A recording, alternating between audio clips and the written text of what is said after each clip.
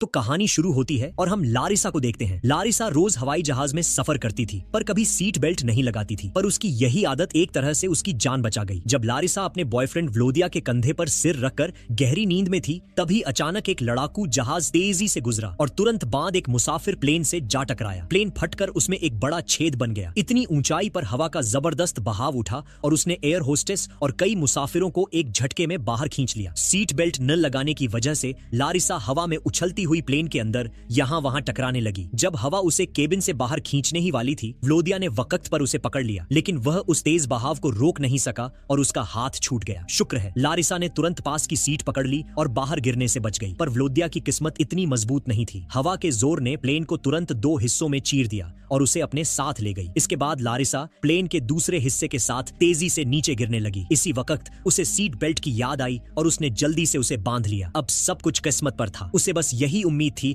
कि यह बेल्ट उसकी जान बचा लेगी। जल्द ही प्लेन जमीन से कुछ ही मीटर दूर रह गया। अच्छी बात यह थी कि उसकी नीचे गिरने की रफ्तार थोड़ा कम हो चुकी थी। कुछ ही सेकंड बाद वह सीधे जमीन से जा टकराई। किसी को उम्मीद नहीं थी, मगर लारिसा करिश्माई तरीके से जिंदा बच गई। जब उसकी आंख खुली, वह एक जंगल के अंदर पड़ी थी। किसी तरह वो बच गई थी, लेकिन एक टुकड़ा उसकी टांग के आर पार चला गया था। शुक्र था कि वह किसी बड़ी नस पर नहीं लगा। उसने उसे निकालने की सोची, मगर वह बुरी तरह फंसा हुआ था। जरा सा भी हिलाने पर लारिसा दर्द से बेहाल होकर बेहोश होने वाली महसूस करती थी, लेकिन वह जानती थी कि उसे इसे निकालना ही पड़ेगा। एक बार फिर उसने हिम्मत जुटाई और पूरी ताकत लगाई। टुकड़ा धीरे धीरे उसकी टांग से बाहर आने लगा। आखिरकार दिल दहला देने वाली चीखों के बीच वह बाहर निकल आया। लारिसा वहीं बैठकर काफी देर तक सुस्ताती रही। तब जाकर उसे उस जबरदस्त दर्द से थोड़ा आराम मिला। उसने जल्दी से अपनी स्कर्ट का एक हिस्सा फाड़ा और घाव पर पट्टी बांध ली। फिर वह मुश्किल से खड़ी हुई और व्लोदिया का नाम जोर जोर से पुकारने लगी। उसने देखा कि पिछली सीट पर एक और मुसाफिर की लाश पड़ी है। वह खुशी में उसके पास भागी, पर अगले ही पल उस बुरी तरह मरे हुए आदमी को देखकर वह बेहोश होते होते बची। वह बेबस होकर जमीन पर बैठ गई और धीरे धीरे बेहोशी में चली गई। काफी देर बाद एक मच्छर के काटने से उसकी आंख खुली। फिर उसे एक हेलीकॉप्टर की तेज आवाज सुनाई दी। वह सरकार की तरफ से आई बचाव टीम थी। लारिसा ने जल्दी से पास पड़े मरे हुए आदमी के गले का मफलर उतारा और उस आवाज की तरफ तेजी से भागी। घाव के जबरदस्त दर्द की भी परवाह नहीं की। हेलीकॉप्टर देखकर उसने तुरंत अपने हाथ में मफलर हिलाना शुरू किया और जोर जोर से चिल्लाई, पर हेलीकॉप्टर उसके ऊपर से गुजर गया। शुक्र है उसमें बैठे एक पायलट की नजर उस पर पड़ गई, मगर पास बैठे अफसर का मानना था कि 5000 मीटर की ऊंचाई से गिरने के बाद किसी का जिंदा बचना नामुमकिन है। उसने कहा कि वह शायद पास के कैंप का रसोइया होगा जो हेलीकॉप्टर देखकर हाथ हिला रहा है। लारिसा अपनी आंखों के सामने जीने का इकलौता मौका दूर जाते हुए देखती रही, पर वह कुछ नहीं कर सकी। इसी बीच दूसरी तरफ जमीन पर काम कर रहे लोग भी बड़े पैमाने पर तलाश कर रहे थे, पर हर जगह उन्हें बस लाशें ही मिल रही थीं। कोई भी जिंदा नहीं मिला। तभी वही हेलीकॉप्टर उस अफसर को छोड़ने के बाद वापस आकर फिर से ढूंढने का फैसला करता है। पायलट को लगा कि वह आदमी हाथ नहीं हिला रहा था,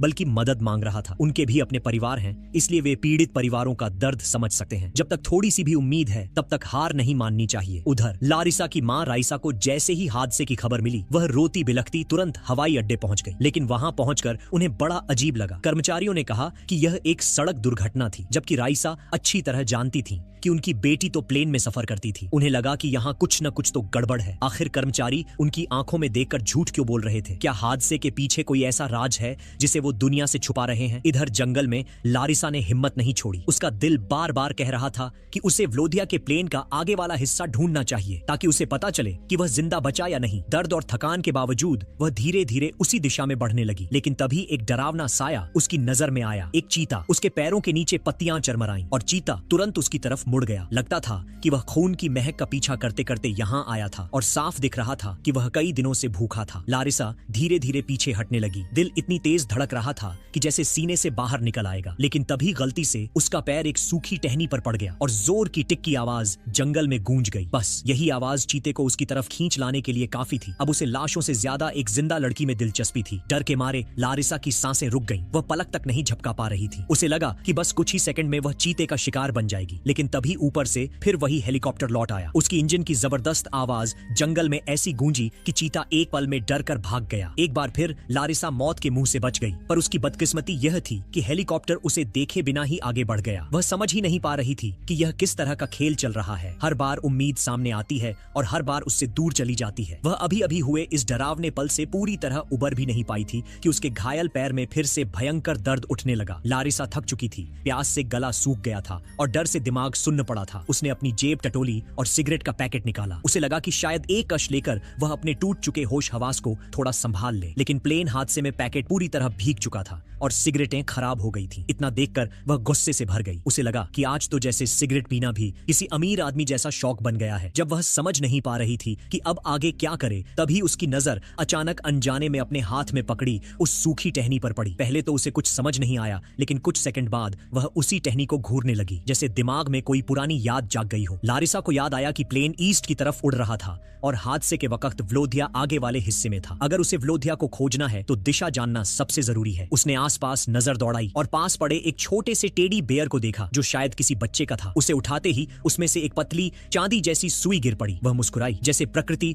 खुद उसे संकेत दे रही हो। उसने नदी के पास जाकर पत्तों पर वह सुई रखी और धीरे धीरे पानी की हलचल से दिशा पहचान ली। अब उसे पता था कि उसे किस ओर जाना है। फिर उसने नदी से थोड़ा साफ पानी भरा ताकि प्यास लगने पर काम आए। चलने में आसानी के लिए उसने पास पड़े मरे हुए आदमी के कपड़े उतार कर पहन लिए, क्योंकि उसके अपने कपड़े फट चुके थे और जंगल में चलना मुश्किल हो रहा था। यहाँ तक कि उसने अपनी ऊंची एड़ी वाली सैंडल को भी चाकू से काटकर चप्पल जैसा बना लिया, क्योंकि ऐसे इलाके में हील पहनकर चलना अपने आप को नुकसान पहुंचाना था। उसके पैर लहूलुहान थे, पर वह रुकना नहीं चाहती थी। लंगड़ाती हुई, थकी हुई, पर उम्मीद के सहारे वह आगे बढ़ती रही। जंगल में दूर दूर तक फैली चिड़ियों की आवाजें, हवा की सीटी और पेड़ों की सरसराती शाखाएं उसे लगातार डरा रही थीं। हर आवाज उसे याद दिला रही थी कि यहाँ जरा सी चूक उसकी जान ले सकती है। थोड़ा और आगे बढ़ने पर उसे एक जगह कई टूटे हुए पेड़ दिखाई दिए, जैसे कोई भारी चीज उनके ऊपर गिरी हो। यह देखकर उसका दिल थोड़ा हल्का हुआ। उसे लगा कि शायद वह प्लेन के बाकी हिस्से की तरफ ही जा रही है, लेकिन उसकी यह राहत ज्यादा देर नहीं टिक पाई। अचानक उसका पैर फिसला और वह एक गहरे कीचड़ वाले दलदल में धंसने लगी। शुरू में उसने सोचा कि शायद वह आसानी से बाहर आ जाएगी, लेकिन जैसे ही उसने हाथ पैर मारे वह और भी तेजी से अंदर धंसने लगी। घबराहट से उसका दिल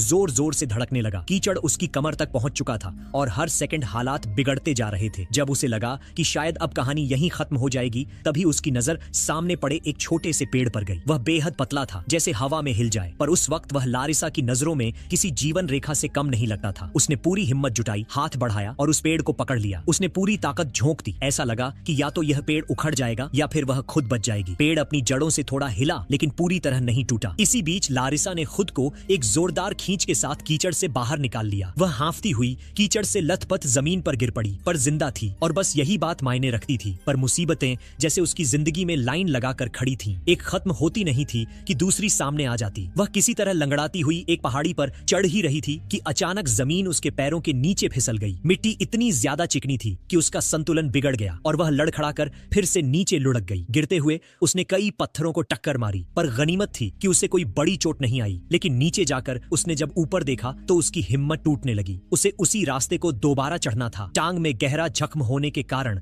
हर कदम उसके लिए किसी सज्जा जैसा था। फिर भी उसने दांत भींचे और धीमे धीमे खुद को ऊपर खींचने लगी। दर्द से उसकी आंखों में आंसू आ रहे थे, लेकिन उसने रुकना नहीं चाहा। जैसे तैसे वह ऊपर पहुंची ही थी कि उसकी सांसें रुक गईं। वही चीता उसके सामने खड़ा था, वही चीता जिससे वह एक बार जान बचाकर भागी थी। लारिसा का दिमाग सुन्न पड़ गया। उसे समझ नहीं आया कि किस्मत उस पर इतना गुस्सा क्यों कर रही है। उसने सोचा कि शायद वह धीरे धीरे बिना आवाज किए चीते के पास से निकल जाए, लेकिन चीते ने उसकी हल्की सी हरकत भी पकड़ ली। इस बार हेलीकॉप्टर की आवाज नहीं थी, न कोई इंसान आसपास, न कोई चमत्कार, सिर्फ वह और मौत सा खतरनाक एक शिकारी। लारिसा ने एक पल भी नहीं सोचा। वह जितनी ताकत उसके शरीर में बची थी उतनी लगाकर भागी। उसके पीछे चीता जोरदार छलांगों के साथ दौड़ा। पत्तियां उड़ रही थीं, पेड़ कांप रहे थे और लारिसा का दिल जैसे सीने से बाहर निकल आने वाला था। जब वह लगभग चीते के पंजों की पहुंच में आने ही वाली थी, तभी अचानक उसका पैर फिसला और वह सीधे एक गहरे गड्ढे में जा गिरी। यह गड्ढा इतना गहरा था कि गिरते हुए उसका होश उड़ गया और वह बेहोश हो गई। काफी देर बाद उसकी आंखें धीरे धीरे खुली। सिर भारी था, पूरा शरीर दर्द से भरा हुआ था। फिर भी वह किसी तरह उठी और चारों तरफ देखा। गड्ढे के ऊपर की तरफ झाड़ियों के बीच से थोड़ी रोशनी आ रही थी। उसने ऊपर झांका। शुक्र था कि चीता कहीं नजर नहीं आ रहा था। वह राहत की सांस ले ही रही थी कि अचानक झाड़ियों में कुछ हलचल हुई। उसका दिल फिर से जोर से धड़कने लगा और ठीक उसी पल चीते की परछाई दोबारा सामने आ गई। उसका खून जैसे जम गया। वह तुरंत एक बड़े पत्थर के पीछे दुबक गई। सांस तक रोक ली। अच्छी बात यह हुई कि चीते की नजर गड्ढे के अंदर नहीं पड़ी। अगर वह 1 सेकंड भी हिली होती तो शायद कहानी यहीं खत्म हो जाती। इसके बाद लारिसा रास्ते में धीरे धीरे चल रही थी कि उसकी नजर अचानक जमीन पर पड़े एक लाइटर पर पड़ी। इतने दिनों से मौत, दर्द और डर के बीच फंसी हुई वह उस छोटे से लाइटर को देखकर पहली बार मुस्कुरा दी। उसे लगा कि अब कम से कम उसे भूखा नहीं रहना पड़ेगा, और सबसे बड़ी बात, वह सिगरेट भी पी सकती थी। ये छोटी सी चीज उस वक्त उसके लिए किसी खजाने से कम नहीं थी। थोड़ी ही दूरी पर उसे एक पुराना खाने का डिब्बा भी मिला जिसमें कुछ बचा खुचा खाना था। उसने धीरे धीरे खाया और महसूस किया कि उसके शरीर में थोड़ी ऊर्जा लौट रही है। उसे लगा जैसे जिंदगी ने उसे थोड़ा और आगे बढ़ने का संकेत दिया हो। इसी दौरान दूसरी तरफ अफसरों की मीटिंग में एक बड़ा सच सामने आ गया। असल वजह यह थी कि जब भी सेना कोई हवाई मिशन करती है तो वह आम हवाई जहाजों को इसकी जानकारी दे देती है ताकि रास्ते में कोई टक्कर या गलतफहमी न हो। लेकिन इस बार यह सूचना नहीं दी गई थी। पायलट अपने तय रास्ते पर उड़ रहा था और उसे अंदाजा भी नहीं था कि सामने एक मुसाफिर प्लेन है। नतीजा, एक भयानक टक्कर। अफसरों को पता था कि अगर यह बात दुनिया को बताई गई तो सेना की भारी बदनामी होगी। लोग सवाल पूछेंगे, जिम्मेदारों पर उंगली उठाएंगे और देश भर में हंगामा मच जाएगा। इसलिए उन्होंने सच को फिलहाल दफन करने का फैसला किया, भले ही दर्जनों लोगों की जान गई हो। इधर लारिसा कई मुश्किलों को पार करने के बाद आखिरकार प्लेन के आगे वाले हिस्से के करीब पहुंची। उसके दिल में इतनी उम्मीद थी कि उसके थके हुए शरीर को भी ताकत मिल रही थी। उसे यकीन था व्लोदिया जरूर जिंदा होगा। उसने खुद से कहा, वह इतना आसान आदमी नहीं है कि बस ऐसे ही चला जाए। हमने हर मुश्किल एक साथ झेली है, ये भी पार कर लेंगे। लेकिन उससे पहले एक और चुनौती उसका इंतजार कर रही थी, एक तेज बहती हुई नदी। अगर उसे प्लेन का आगे का हिस्सा देखना है तो उसे यह नदी पार करनी ही होगी। उसने पानी को ध्यान से देखा, बहाव काफी तेज था। फिर भी उसने हिम्मत की, कुछ कदम आगे बढ़ी और अचानक उसका पैर फिसला और वह तेज धार में बहने लगी। वह कई बार पानी के नीचे गई, फिर ऊपर आई। उसके हाथ पैर काफी घायल हो चुके थे, पर वह हार मानने को तैयार नहीं थी। वह किसी तरह तैरती रही, पत्थरों को पकड़ती रही और पानी के बहाव से लड़ती रही। आखिरकार उसकी किस्मत ने साथ दिया। वह एक बड़े पत्थर से टकराई और उसी का सहारा लेकर किनारे तक पहुंच गई। थकी हारी वह किनारे पर गिर पड़ी, भारी सांसें लेती हुई। लेकिन उसकी आंखों में अब भी वही उम्मीद थी, व्लोदिया को ढूंढने की। प्लेन के आगे वाले हिस्से पर फैला हुआ खून साफ बता रहा था कि हादसा कितना भयानक था। लारिसा जरूरी सामान टटोल रही थी कि अचानक उसकी नजर एक सिग्नल गन यानी आतिशबाजी वाली बंदूक पर पड़ी। उसके चेहरे पर थोड़ी रोशनी लौटी। उसने बिना वक्त गंवाए उसमें गोली भरी और आसमान की ओर दागा दी। लेकिन किस्मत ने फिर मोड़ ले लिया। इस समय बचाव टीम आसपास कहीं थी ही नहीं, इसलिए किसी ने यह इशारा नहीं देखा। जब वह दूसरी गोली चलाने की सोच रही थी तभी उसे याद आया कि बेवजह गोलियां खत्म करना खतरे की बात है। उसने धीरे से गोली वापस निकाली और मन ही मन तय किया कि इसे तभी चलाएगी जब बचाव दल उसकी रेंज में हो। उसी वक्त मौसम ने अचानक करवट ली। तेज हवा और ठंड ने उसकी हड्डियां जमा दी। उसके दांत कटकटाने लगे और शरीर बर्फ की तरह सख्त होने लगा। उसने जल्दी जल्दी सूखी लकड़ियां इकट्ठी की और आग जलाने की कोशिश की, लेकिन बदकिस्मती से लाइटर पानी में रहने से पूरी तरह खराब हो चुका था। लारिसा को महसूस होने लगा कि अगर उसने जल्द कुछ नहीं किया तो वह ठंड से मर सकती है। उसने प्लेन के मलबे के बीच पड़ा एक प्लास्टिक का थैला उठाया और उसे अपने सिर पर बांध लिया ताकि शरीर की थोड़ी बहुत गर्मी बाहर न जाए। उसने खुद को जितना हो सका सिकोड़ लिया और कांपते हुए वहीं लेट गई। आखिरकार थकान और ठंड ने उसे नींद में धकेल दिया। उधर हादसे की खबर मिलते ही लारिसा और व्लोदिया दोनों के माँ बाप उस इलाके में पहुंच गए थे। लेकिन वहां पहुंचकर उन्हें और ज्यादा सदमा लगा क्योंकि सेना ने पूरे क्षेत्र को चारों तरफ से घेर लिया था। किसी आम आदमी को अंदर जाने की इजाजत नहीं थी, चाहे वह पीड़ित परिवार ही क्यों न हो। लारिसा के पापा की पहचान सेना के एक बड़े अफसर से थी, इसलिए उन्हें उम्मीद थी कि शायद वह किसी तरह सच तक पहुंच पाएंगे। पर असलियत यह थी कि अंदर घुसना ही एक बहुत बड़ी चुनौती थी। इसी बीच व्लोदिया की माँ गैलेना, जो भीतर से पूरी तरह टूट चुकी थी, अचानक एक बहादुरी भरा फैसला लेती है। उन्होंने अपनी कार स्टार्ट की और बिना किसी डर के सीधे चेक पॉइंट के बैरियर पर चढ़ाकर उसे तोड़ते हुए अंदर घुस गईं। सिपाही तुरंत उनके पीछे भागे, लेकिन वे उस औरत की जज्बे और ड्राइविंग को कम आंक रहे थे। वह उनसे पहले आगे बढ़ते हुए सीधा हेडक्वार्टर के गेट तक पहुंच गईं। शुक्र था कि उनके कुछ पुराने ताल्लुक हाई रैंक लोगों से थे, वरना उस दिन उन्हें गिरफ्तार कर लिया जाता। लेकिन वहां मौजूद अफसरों ने उनका दर्द समझा और उन्हें और परेशान न करने का फैसला किया। वह आदमी जो उन्हें रोकने आया था खुद एक पिता था। उसने गैलेना की आंखों में वह डर देखा जो अपने बच्चे को खोने का डर होता है, इसलिए उसने उन्हें भीतर ले जाकर इंचार्ज से मिलवाया। इंचार्ज की मेज के सामने खड़े दोनों परिवार अपने आंसू रोक नहीं पाए। उन्हें यकीन ही नहीं हो रहा था कि इतना बड़ा हादसा सच में हुआ है, पर उनके दिल का एक कोना अब भी उम्मीद से भरा था। जब तक किसी की लाश नहीं दिखती तब तक कहानी खत्म नहीं होती। इंचार्ज ने उन्हें भरोसा दिलाया कि बचाव टीम अपना पूरा जोर लगा रही है और जो भी संभव होगा वह किया जाएगा। जब दोनों परिवार बाहर चले गए तो इंचार्ज ने उस आदमी को बातचीत के लिए रोका। वह बोला, सर, पहली बार जब हमारी हेलीकॉप्टर टीम गश्त कर रही थी, उन्हें दूर से एक लड़की दिखी थी। शायद उसने हाथ भी हिलाया था। यह सुनते ही इंचार्ज की आंखें बड़ी हो गईं, जैसे उसे किसी बड़ी बात का सिरा मिल गया हो। उसने बिना एक सेकंड घंवाए तुरंत आदेश दिया, अभी हेलीकॉप्टर भेजो, उसी दिशा में, उसे ढूंढो। इसी बीच दूसरी तरफ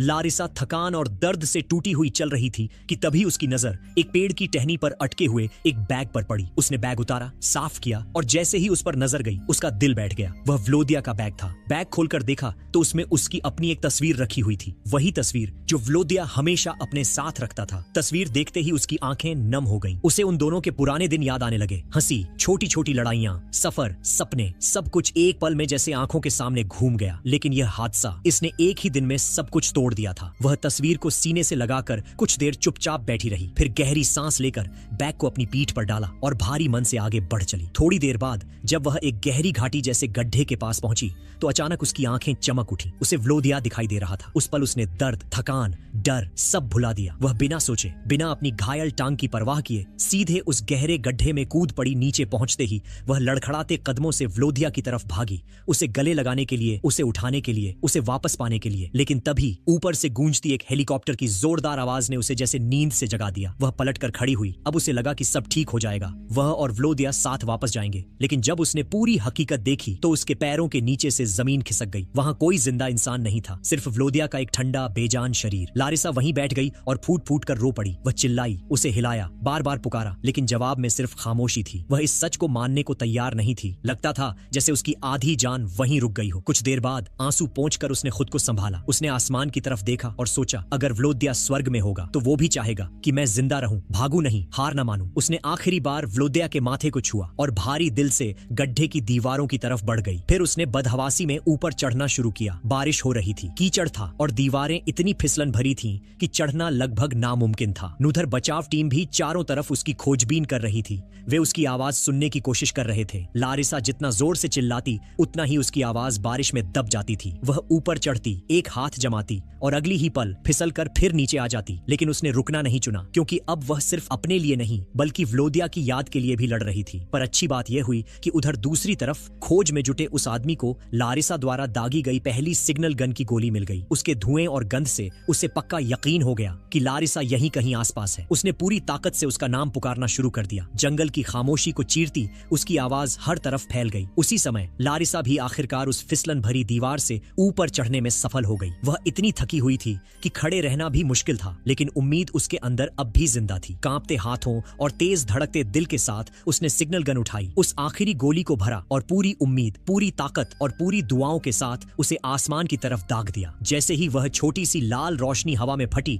बचाव टीम की नजर सीधा उसी पर जा टिकी और बस 3 दिन तक मौत से लड़ती इस लड़की को आखिरकार बचा लिया गया। शायद आप सोचें कि 5000 मीटर की ऊंचाई पर प्लेन क्रैश होने के बाद किसी का जिंदा बचना नामुमकिन है, लेकिन यह वाकई एक सच्ची घटना है। 24 अगस्त 1981 को पुराने सोवियत संघ का एक मुसाफिर प्लेन एक फौजी लड़ाकू विमान से टकराकर बीच आसमान में फट गया था। दर्जनों लोग मारे गए, पर एकमात्र जिंदा बचने वाली थी यही लड़की लारिसा। लेकिन इस पूरी घटना को सालों तक राज रखा गया। सेना की गलती थी, इसलिए असलियत दुनिया के सामने नहीं आने दी गई। कई साल बाद जाकर सच सामने आया और तब सरकार ने उसे बड़ा मुआवजा भी दिया। वक्त बीता, जिंदगी आगे बढ़ी। लारिसा ने शादी की, उसके बच्चे हुए, पर जब भी कोई पत्रकार उससे इस हादसे के बारे में पूछता है तो उसकी आंखें भर आती हैं, क्योंकि उसे व्लोदिया याद आ जाता है। उसका पहला प्यार, उसका हमसफर, जिसका हाथ आखिरी घड़ी में उससे छूट गया था। उसके साथ बिताए छोटे छोटे पल, उनकी हंसी, उनकी योजनाएं, उनकी बहसें, सब कुछ उसकी यादों में आज भी जिंदा है। और हर बार उसके दिल में एक ही बात उठती है, अगर उस दिन उसने भी सीट बेल्ट बांध ली होती तो शायद कहानी कुछ और होती। और दोस्तों, यह थी लारिसा की कहानी, एक ऐसी लड़की की जिसने मौत, जंगल, दर्द और अकेलेपन से लड़ते हुए 3 दिन तक अपनी जिंदगी को दांव पर लगाया और आखिरकार जीत गई। यह कहानी हमें एक बात जरूर सिखाती है, जिंदगी कभी कभी हमें ऐसे हालात में डाल देती है